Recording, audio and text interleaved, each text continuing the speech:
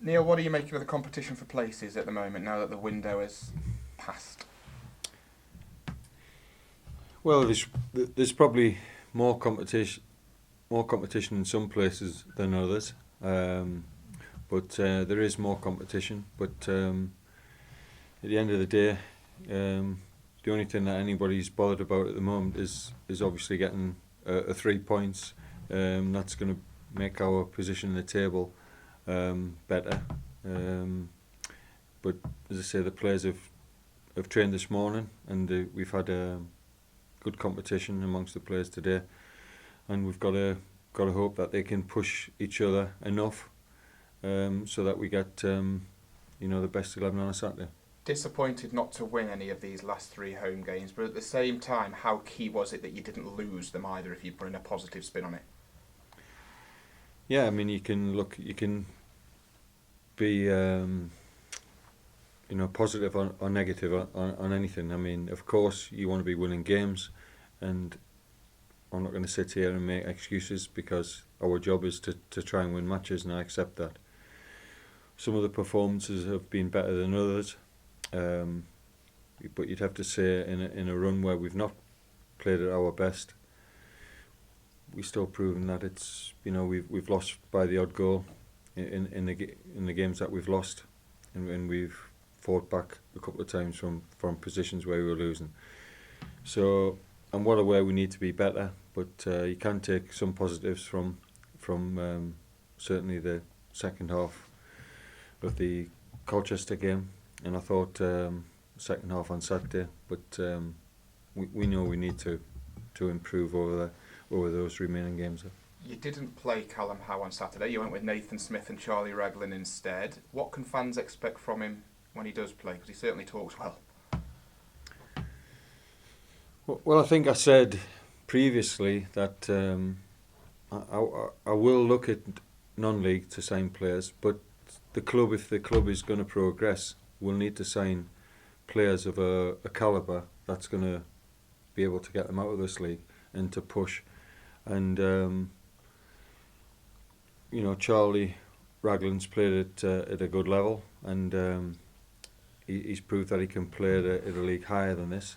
And at the moment, you want to give other people a chance, and I will give people a chance, but experience is probably going to win over at the moment, and we need experienced heads because we're in a difficult time. So it's not even though we've got a couple of new faces, it won't be the time to be throwing everybody in. But with Charlie, it was the only question mark against him was because he's not played a lot of football, not about his quality. Now that he's had a chance to settle in over the last few weeks, how optimistic are you about the future of Luke Hannon? Because he's caught the eye on a few occasions. Yeah, well, just to go back on to your previous question, which was about Callum Howe. I mean, Callum is, again, he's somebody who's come from non-league.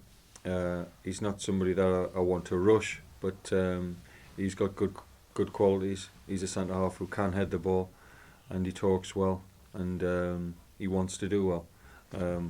I just have to gauge when will be the best time, to bring him into the team. He's been in the squad, but he'll have some reserve games as well. He has to find his feet, but he's somebody who again is desperate to do well. And you've asked me now about Luke Hannon. Luke is a player that I've worked with, and I know how he stepped up at Gateshead and found the jumping levels. He took it in his stride, and we're very happy with the way he started here, and I feel that he can get better and he can develop, but his attitude's good and he's got a lot of good attributes.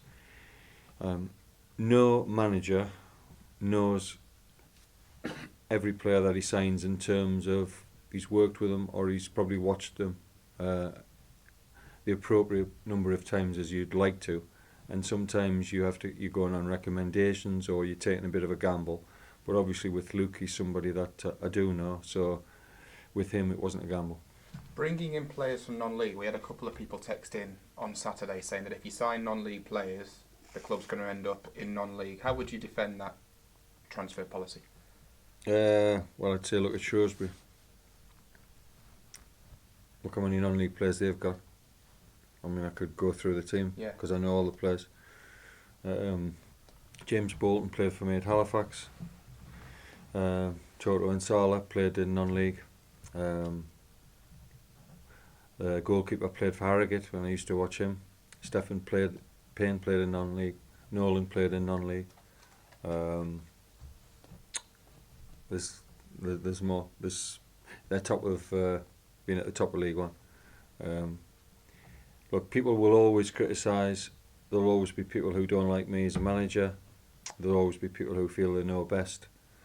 But let's be honest. If I could go out and sign Van Dijk for 75 million, put him in the centre half. If I could go and sign play Arsenal, sign for 56 million and put him up front, then of course we'd do it. I mean, are people as naive to one of the players that I wanted to sign in the transfer window was Ricky Miller, who I know from my non-league days.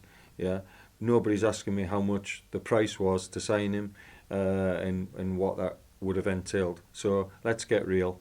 You sign players, you try and do what's best for the club, and you work within a budget. People. Of course, there's players of course you'd love to bring in, but let's get realistic. We are in, the second division, in a relegation fight, and the club has unfortunately gone down from the heights it was years ago. But them days are gone. We need to live in the present and not in the past. So you're saying as well that if you can get it right, there are some gems to be found at that level as well? Well, I can remember Bristol Rovers getting promotion from the National League, going into League 2 and getting promotion again with all non-league players. It's ridiculous. It is a slow on non-league players. Of course, you can't. If you sign 11 non-league players, you're going to be limiting your chances. But there's good players out there, and there's players who can step up. But somebody like Luque, he needs to learn from your experienced players like Michael Tong, and you bring them into an environment where you're trying to help them. But you certainly wouldn't like to fill your teams with untried players and throw them all at the deep end, because you've seen what reaction the players can get on Saturday, and if they don't start well, and if they're not to people's liking, then they're going to come in for stick, and not everyone can handle that straight away when they're just trying to make a career for themselves. And just finally, 3 narrow defeats on the road recently, all by just the 1 goal. Cheltenham and Swindon away to come up next with a home game in between. Would you bounce the squad to be able to get back to winning ways on the road at least one of those places? All I would say is that every game we play, I expect us to have a chance of getting a result. Results are not going for us at the moment, but as I say, since we've been here, we've taken a fair number of points. I still believe that the players can get the points, but nobody's going to give us anything, and they're going to have to work exceptionally hard.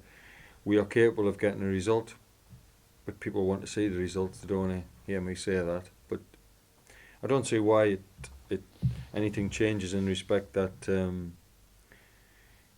you work the players, you try and be professional as you can, you try and have standards, and you want the players to like I've said, to have respect and to do the right things. But you can never legislate for results, and sometimes you don't get a decision in your favour, or you don't get the run of the ball. But we have to all stick together. We have to keep playing.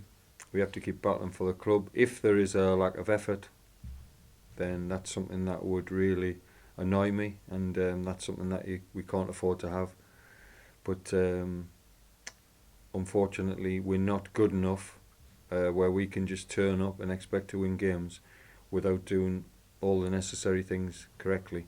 And if we do that, then we can still pick up points.